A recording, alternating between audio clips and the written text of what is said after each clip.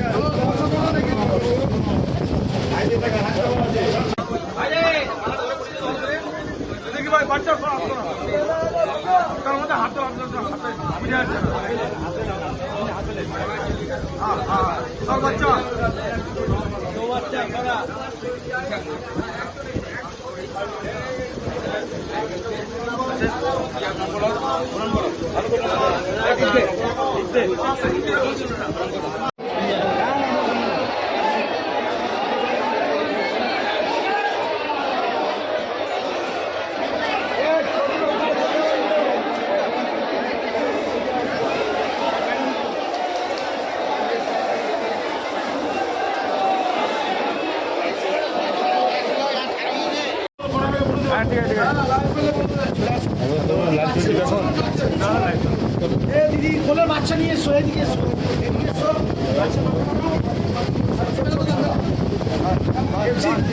আরে দাদি দাঁড়াও, দাদি দাঁড়াও।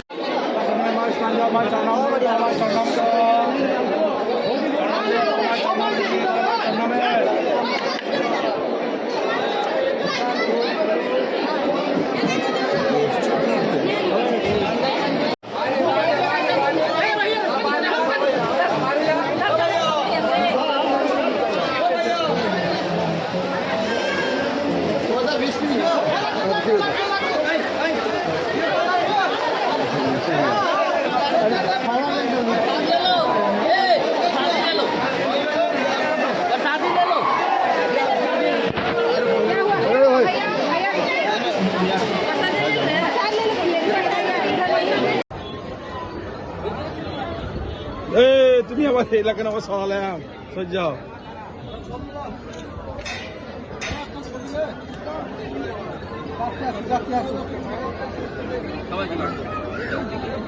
চলো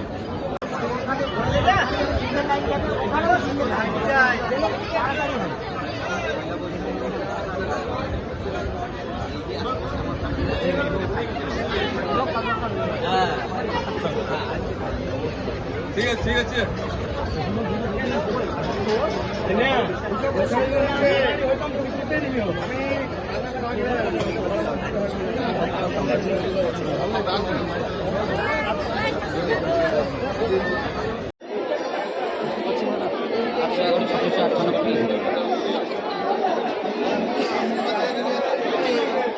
তুমি এখানে রাখো কারণ এখানে